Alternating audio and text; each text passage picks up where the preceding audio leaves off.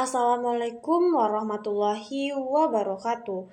Perkenalkan saya Mutia Handika Sari dengan NIM 2230306052. Di sini saya akan menampilkan seminar proposal penelitian saya yang berjudul Dampak Perceraian Orang Tua Terhadap Perilaku Anak dengan dosen pengampu Bapak Dr. Irman SAG MPD dan Ibu Putri Yeni SPD MPD. Sebelumnya, saya akan menjelaskan latar belakang pada penelitian saya kali ini. Perceraian adalah berakhirnya hubungan perkawinan antara suami istri karena tidak adanya kecocokan dalam pembangunan rumah tangga yang baik. Perceraian orang tua ini menyebabkan perubahan pada anak berupa emosional, perilaku anak. Nah, pada jumlah perceraian pada tahun 2022 tercatat sebanyak 516,3334 kasus perceraian di Indonesia, meningkat sebanyak 15,31% dari tahun sebelumnya. Selanjutnya yaitu fokus dan subfokus. Pada penelitian kali ini, saya menggunakan fokus pada penelitian yang berfokuskan kepada pemikiran, emosional seorang anak, dukungan sosial, keinginan, serta perubahan perilaku yang dimiliki oleh anak tersebut. Adapun subfokus pada penelitian saya kali ini yaitu yang pertama, pemikiran anak pasca terjadinya perceraian orang tua. Yang kedua yaitu pengendalian emosi anak pasca terjadinya perceraian orang tua. Yang ketiga yaitu keinginan anak pasca terjadinya perceraian orang tua. Tujuan penelitian ini untuk mengetahui pemikiran anak pasca terjadinya perceraian orang tua. Yang kedua yaitu mengetahui perasaan anak pasca terjadinya perceraian orang tua. Yang ketiga yaitu mengetahui keinginan anak pasca terjadinya perceraian orang tua. Yang selanjutnya yaitu mengetahui perubahan perilaku apa saja yang telah ditimbulkan pada anak pasca terjadinya perceraian orang tua tersebut. Yang terakhir yaitu mengetahui dukungan sosial apa saja yang dapat didapatkan oleh anak terkait perceraian orang tua tersebut. Selanjutnya, ada manfaat penelitian. Yang pertama, manfaat penelitian teoritis mampu memberikan kontribusi mengenai cara mengatasi dampak perceraian orang tua terhadap perilaku anak dan beradaptasi dengan baik di lingkungan. Yang kedua yaitu manfaat bagi orang tua, membantu orang tua dalam memahami dampak perceraian orang tua terhadap perilaku dan upaya pencegahan yang terjadi. Bagi pembaca mendapatkan pengetahuan mengenai bagaimana dampak perceraian orang tua terhadap perilaku anak. Selanjutnya yaitu definisi operasional. Pada penelitian saya kali ini, saya memiliki dua definisi operasional. Yang pertama yaitu perceraian orang tua. Perceraian orang tua adalah putusnya hubungan perkawinan secara sah antara ayah dan ibu yang disebabkan oleh beberapa faktor yang menyebabkannya terjadinya perceraian, yang awalnya keluarga utuh menjadi terpisah. Selanjutnya yaitu ada perilaku anak. Perilaku anak adalah setiap tindakan atau reaksi yang didapatkan dari pengamatan pada anak sebagai respon terhadap rangsangan atau situasi tertentu. Selanjutnya yaitu landasan teoritis. Yang pertama yaitu perceraian. Perceraian adalah berakhirnya hubungan suami istri karena beberapa alasan yang tidak memungkinkan mereka untuk hidup bersama dalam ranah keluarga. Yang kedua yaitu perilaku anak.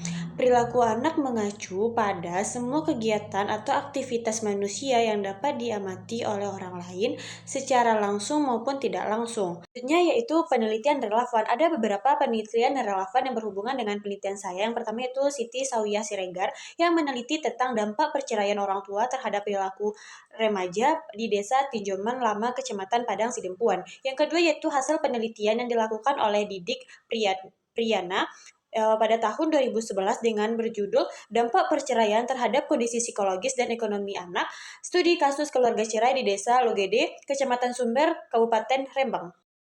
Ketiga yaitu hasil penelitian yang dilakukan oleh Wardani Kusuma Almaida, Suhardi Fendi, dan Sugiyarti Rini pada tahun 2022 yang berjudulkan Dampak Perceraian Orang Tua Terhadap Perilaku Sosial Anak. Yang terakhir yaitu penelitian menurut Lu'luwal Hasanah yang meneliti tentang dampak perceraian orang tua terhadap pendidikan anak, studi kasus pada 3 keluarga di Kelurahan Lodoyong, Ambarawa, Kabupaten Semarang. Ini penelitian. Yang pertama yaitu jenis penelitian. Penelitian ini menggunakan penelitian kualitatif dengan pendekatan studi kasus. Studi kasus menganalisis sistem yang berhubungan ke satu atau lebih kasus dari waktu ke waktu. Yang kedua yaitu latar dan waktu penelitian. Penelitian ini dilaksanakan oleh peneliti pada anak-anak Nagari Talo Ampe Suku.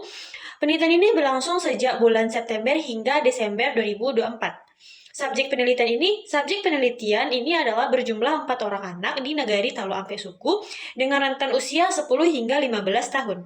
Selanjutnya yaitu sumber data. Sumber data ini terbagi menjadi dua, yaitu sumber data primer dan sekunder.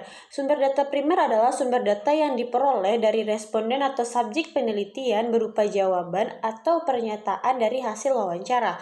Sumber data sekunder adalah sumber data yang berkaitan dengan fenomena yang akan diteliti berupa buku literatur, jurnal, serta artikel, dan lain sebagainya penunjang informasi yang diberikan terhadap penelitian kita.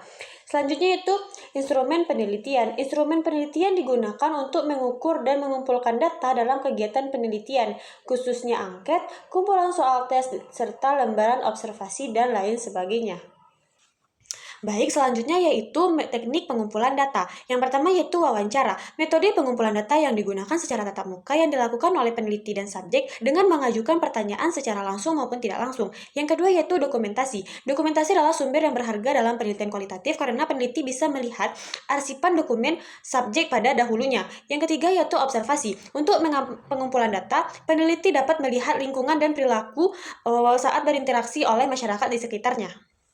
Selanjutnya yaitu teknik analisis dan interpretasi data. Ada 4 tahapan, yaitu tahap pengumpulan data, yang kedua reduksi data, yang ketiga yaitu display data, dan yang terakhir yaitu kesimpulan.